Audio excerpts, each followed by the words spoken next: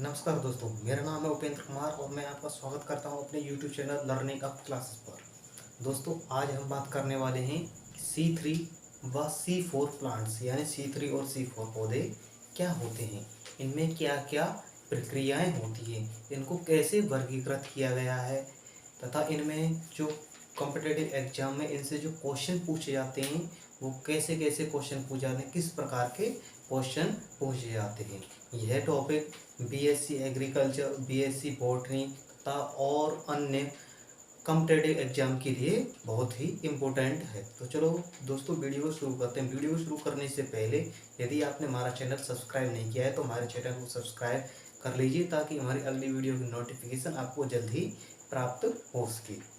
आज हमारा टॉपिक है कि C3 एंड C4 प्लांट्स यानी C3 और C पौधे क्या होते हैं। तो इनकी हम बात अलग अलग टॉपिकों पर करेंगे, अलग अलग बिंदुओं पर, पॉइंटों पर करेंगे कि ये इन पॉइंटों पर इनमें क्या क्या प्रक्रियाएं होती है। सबसे पहले हम बात करेंगे इसके खोजकर्ता की, यानी इनकी खोज किसने की थी तथा कब की थी। उसके बाद हम बात करेंगे इसमें जो प्रथम यौगिक बनता है यानी प्रथम जो प्रोडक्ट बनता है वो क्या होता है, यानी प्रथम ग्राही यौगिक है, यानी इसको जो ग्रहण करने वाला जो यौगिक है वो कौन सा होता है, जो इससे प्रथम उत्पाद होता है यानी जो प्रोडक्ट निकलता है वो कौन सा प्रोडक्ट होता है। इसकी हम बात करेंगे इसमें जो कार्बन डाइऑक्साइड होती है वो उसकी स्थिति कितनी होती है। इससे आगे हम बात करेंगे इसकी जो श्वसन दर यानी रेस्पिरेशन रेट है वो कितनी होती है। अगला हम टॉपिक पे बात करेंगे यानी तापमान, यानी इसके लिए तापमान कितने तापमान की आवश्यकता होती है। और इसके बाद हम बात करेंगे एग्जाम्पल यानी उदाहरणों की। इसके अंतर्गत इसके कौन कौन से उदाहरण हैं, यानी इसके अंतर्गत कौन कौन से कुल के पौधे तथा कौन कौन से पौधे आते हैं। तो सबसे पहले इसके खोजकर्ता की बात की जाए, किसके की C3 प्लांट्स, या फिर इसको हम कह सकते हैं C3 पथवे। और इसका एक दूसरा नाम अंधेरी अभिक्रियाएं भी है, यानी ये अंधेरे में ही होती है, यानी डार्क रिएक्शन का ही एक पार्ट है। इसके खोजकर्ता की बात करें तो इसकी खोज सन 1961 में, कब, सन 1961 ईस्वी में किसने की थी, कैल्विन नाम, कैल्विन, किसने, कैल्विन नामक वैज्ञानिक ने की थी। अगर C4 प्लांट की बात की जाए तो इसकी खोज 1966 ईस्वी में, कब, 1966 ईस्वी में हैच स्लैक, किसने, हैच स्लैक नामक वैज्ञानिक ने की थी। किसने की थी, 1966 ईस्वी में हैच स्लैक। और इसकी खोज किसने की थी, 1961 में कैल्विन नामक वैज्ञानिक ने की थी। अगर हम टॉपिक की बात करें यानी प्रथम ग्राही यौगिक, यानी इसमें जो ग्राही यौगिक होता है वो कौन सा होता है। आप कहेंगे कि ग्राही यौगिक है ये किसको ग्रहण करता है, तो ये C3 और C4 प्लांट्स हैं, ये प्रकाश संश्लेषण की क्रिया के आधार पर बांटे गए हैं, जिसमें जो कार्बन डाइऑक्साइड होती है, आपको पता है जो प्रकाश संश्लेषण की क्रिया होती है उसमें पौधों की पत्तियों में उपस्थित पर्णहरिम, पौधों की पत्तियों में उपस्थित पर्णहरिम वायु यानी कार्बन डाइऑक्साइड और जल की उपस्थिति में किसका निर्माण करते हैं, ग्लूकोज यानी भोज्य पदार्थों का निर्माण करते हैं। इसी के आधार पर जो हमारी जो कार्बन डाइऑक्साइड है वो किसके आधार पर पौधों के अंदर जाती है, क्या क्या प्रक्रियाएं होती है, उसके आधार पर इन पौधों का वर्गीकरण किया गया है। तो इसमें प्रथम ग्राही उत्पाद की बात करें, यानी जो प्रथम ग्राही यौगिक है यानी उसको जो ग्रहण करने वाले हैं कार्बन डाइऑक्साइड को कौन सा पदार्थ ग्रहण करता है, तो इसमें जो प्रथम ग्राही यौगिक है वो होता है रिबुलोज,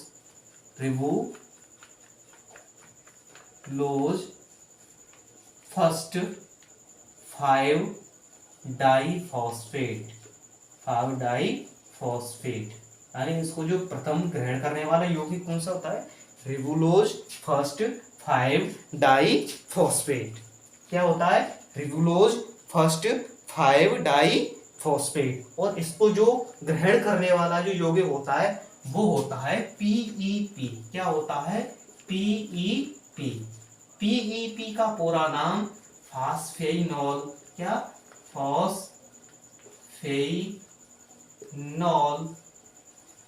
फास्फेनॉल पायरुविक, क्या है, पायरुविक, क्या है, पायरुविक। यानी इसको जो प्रथम ग्रहण करने वाला जो उत्पाद होता है यानी यौगिक होता है वो कौन सा होता है, PEP यानी फास्फेनॉल पायरुविक एसिड होता है। इससे आगे हम बात करें, इसमें जो प्रथम स्थिर उत्पाद होता है यानी फर्स्ट सस्टेनेबल यानी सस्टेनेबल जो उत्पाद बनता है वो क्या होता है, तो इसके अंदर जो उत्पाद बनता है वो होता है पीजीए। क्या होता है? पीजीए। पीजीए का पूरा नाम क्या है? Phospho glyceric acid. इसलिए इसे क्या कहते हैं? पीजीए यानी फास्फो ग्लिसरिक, और ए से एसिड यानी फास्फोग्लिसरिक एसिड कहते हैं। अब बात करते हैं कि C4 प्लांट्स में जो इसको ग्रहण करने वाला यानी प्रथम जो उत्पाद है सस्टेनेबल जो यौगिक बनता है यानी जो प्रोडक्ट बनता है वो क्या होता है? इसमें कौन सा बनता है? पीजीए। कौन बनता है? पीजीए। और इसमें कौन बनता है? ओएए। अब आप ये कहेंगे ओए का पूरा नाम क्या है? ऑक्जेलो। क्या है? ऑक्जेलो एसिटिक एसिड। ऑक्जेलो एसिटिक एसिड, इसका पूरा नाम क्या है दोस्तों? ऑक्जेलो एसिटिक एसिड। इससे आगे बात करते हैं जो कार्बन डाइऑक्साइड की साम्य स्थिति है, यानी कार्बन डाइऑक्साइड की कितनी मात्रा पर यह प्रक्रिया होती है। तो इसमें जो कार्बन डाइऑक्साइड की जो मात्रा होती है वो होती है 50 से लेके 150 ppm तक। कितनी होती है? 50 से लेके 150 ppm तक। और इसमें जो मात्रा होती है वो होती है 0 से लेके 10 ppm तक। कहां तक? 0 से लेके 10 ppm तक। यानी कि इसमें जो कार्बन डाइऑक्साइड की जो मात्रा की जो आवश्यकता होती है वो कितनी होती है? 50 से लेके 150 ppm। ppm का मतलब होता है पार्ट्स पर मिलियन। क्या? पार्ट्स पर मिलियन। जैसे कि भार को तोलने की इकाई होती है किलोग्राम, ग्राम, इसी प्रकार से जो गैस है उसको भी एक इकाई होती है, उसको किसमें नापते हैं? ppm में। किसमें? ppm, पार्ट्स पर मिलियन। इसमें कितनी होती है? 0 से लेके 10 ppm तक।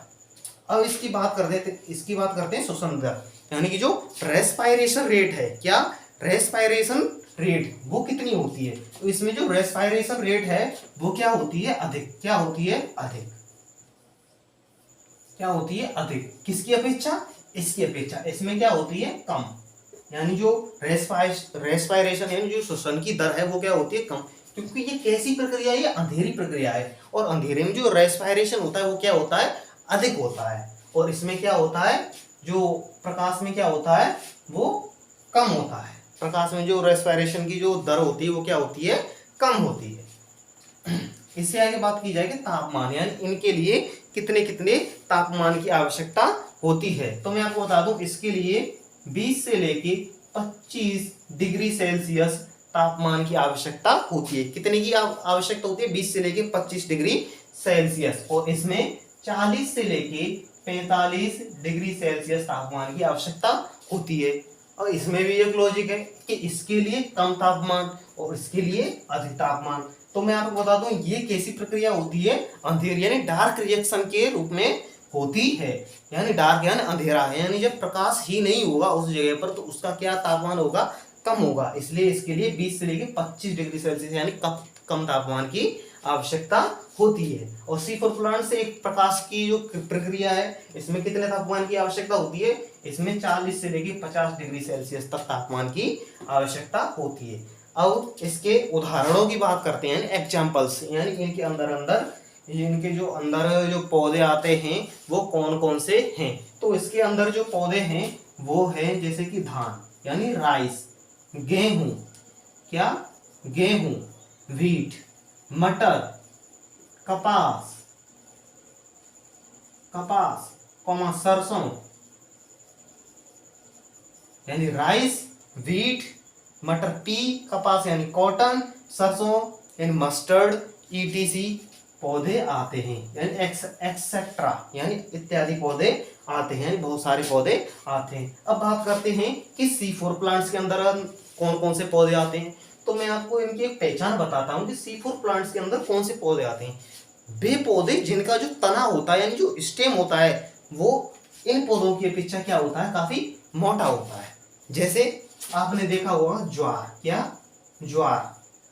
ज्वार का जो स्टेम होता है वो काफी मोटा होता है। जैसे गन्ना, यानी जो गन्ने का तना होता है, गन्ना काफी मोटा होता है, इतना मोटा होता है, यानी उसका जो तना है वो क्या है, काफी मोटा होता है, इसलिए ये किस कुल में है, मतलब कैसा प्लांट है, ये एक C4 प्लांट्स है। जैसे कि बाजरा हुआ, क्या हुआ, बाजरा, मिलेट्स आदि, यानी ये इसके अंदर ये पौधे आते हैं।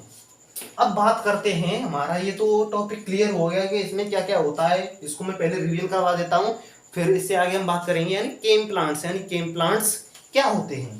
तो इसमें मैंने जो बिंदु लिए थे, यानी टॉपिक लिए थे, वो C3 और C4 के बारे में टॉपिक लिए थे। तो इसमें सबसे पहले हमने बात की थी कि इसकी खोजकर्ता कौन है, इसकी खोजकर्ता कौन है, कैल्विन। इसकी खोज किसने की थी, कैल्विन नामक वैज्ञानिक ने कब की थी, 1961 में। और C4 प्लांट्स की कब की थी, 1966 में। किसने की थी, H स्लैक ने, किसने, H स्लैक ने। और इसमें जो प्रथम ग्राही यौगिक होता है वो होता है रिबुलोज फर्स्ट 5 डाई फॉस्फेट, और इसमें जो होता है वो होता है PEP, यानी फास्फेनोल पायरुविक एसिड होता है। इसमें जो प्रथम स्थिर उत्पाद होता है, यानी जो पहला उत्पाद बनता है वो बनता है फास्फोग्लिसरिक एसिड, यानी PGA, और इसमें कौन सा बनता है, OA, यानी ऑक्जेलो एसिटिक एसिड, ऑक्जेलो, ये का है ऑक्जेलो एसिटिक एसिड, यानी कार्बन डाइऑक्साइड, या कार्बन डाइऑक्साइड की जो मात्रा की आवश्यकता होती है वो कितनी होती है, इसमें 50 से लेके 150 ppm, यानी 50 से लेके 150 पार्ट्स पर मिलियन तक। इसमें कितनी होती है, 0 से लेके 10 पार्ट्स पर मिलियन तक। श्वसन दर, यानी रेस्पिरेशन रेट की बात की जाए तो इसमें क्या होता है, C3 प्लांट्स में जो रेस्पिरेशन रेट होती है वो क्या होती है, काफी अधिक होती है, और इसमें क्या होती है, काफी कम, यानी लो होती है।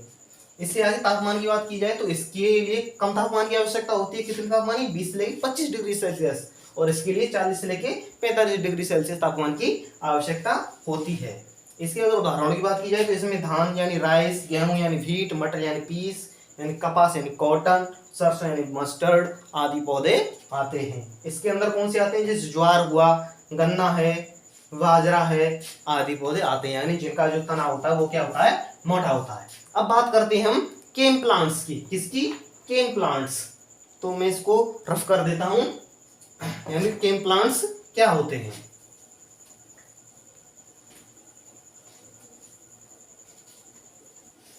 केम प्लांट्स, केम प्लांट्स,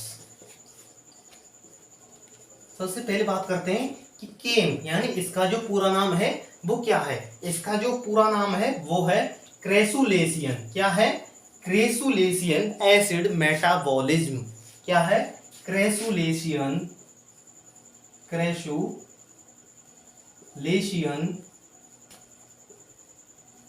एसिड मेटाबॉलिज्म, मेटाबॉलिज्म, बॉलिज्म, क्या है, crassulacean acid metabolism, crassulacean acid metabolism. इसको आप बार बार रिपीट करते रहिए, आपको ये एक दो बार में ही याद हो जाएगा। क्या है इसका नाम, क्रेसुलेशियन एसिड मेटाबॉलिज्म। अब बात करते हैं ये क्या होते हैं। तो हमने अभी अभी क्या पढ़ा था, C3 और C4 प्लांट्स। ये किस में होती है, ये अंधेरे में होती है, ये क्या होती है, प्रकाश में। ये अभिक्रिया किस में होती है, प्रकाश में। लेकिन कुछ पौधे ऐसे होते हैं कि उनमें ये दोनों ही प्रक्रियाएं होती हैं। उनको क्या कहते हैं, उनको केम प्लांट्स कहते हैं। और ये कैसे पौधे होते हैं, ये शुष्क वातावरण में उगते हैं। कैसे वातावरण में, इनके लिए ड्राई, कैसे, शुष्क वातावरण की आवश्यकता होती है। कैसे कि शुष्क वातावरण, जैसे कि रेगिस्तान है, मरुस्थल है, वहां पर पानी की कमी होती है, वो ऐसे पर उगते हैं। और इनकी मैं आपको पहचान बता देता हूँ कि इनकी जो पहचान होती है, इनकी आइडेंटिफिकेशन होती है कि इनके जो तने पर या पत्तियों पर क्या होते हैं, कांटे होते हैं। क्या होते हैं, कांटे। और जो इनकी जो छाल होती है वो काफी क्या होती है, खुरदरी होती है। क्या होती है, खुरदरी, यानी काफी रफ होती है। और क्या पाए जाते हैं, इन पर कांटे पाए जाते हैं। और जिनमें जो बाष्पोत्सर्जन होता है वो क्या होता है, काफी कम मात्रा में होता है, क्योंकि वहां पर पानी की कमी होती है। इसलिए क्या होता है, इसमें जो बाष्पोत्सर्जन की जो दर होती है वो क्या होती है, कम होती है। अगर ऐसे उदाहरण की बात की जाए, इसमें कौन कौन से पौधे आते हैं, तो इसके अंतर्गत जैसे अनन्नास, क्या, अनन्नास, यानी पाइनएप्पल, जैसे खजूर हुआ, क्या हुआ, खजूर, क्रैक्टस, क्रैक्टस। तो आपने देखा होगा अनानास, अनानास पर भी कांटे होते हैं, उसकी या उसकी जो त्वचा होती है वो क्या होती है, छाल होती है, वो काफी खुरदरी होती है, यानी कांटेदार होती है। जैसे खजूर के भी पेड़ पर जो क्या होते हैं, कांटे होते हैं। क्रैक्टस है, क्रैक्टस के जो पेड़ होते हैं उन पर भी कांटे पाए जाते हैं। और ये कैसे स्थान पर उगते हैं, जैसे खजूर है, क्रैक्टस है, ये कम पानी वाले इलाकों में, शुष्क वातावरण में उगते हैं। तो आप, और एक और चीज मैं बता देता हूं, ये अधिकतर किस कुल के पौधों में पाया जाता है, ये अधिकतर क्रूसुलेसी, क्रेसुलेसी, क्या, क्रेसुलेसी, यह अधिकतर क्रेसुलेसी कुल के पौधों में पाए जाते हैं। यानी जितने भी क्रेसुलेसी कुल के पौधे हैं वो कैसे होते हैं, वो केम प्लांट्स होते हैं। दोस्तों, आपको अगर हमारी वीडियो पसंद आई हो तो हमारे चैनल को सब्सक्राइब तथा वीडियो को लाइक जरूर करें, ताकि हमारे अगले वीडियो की नोटिफिकेशन आपको प्राप्त हो सके। धन्यवाद।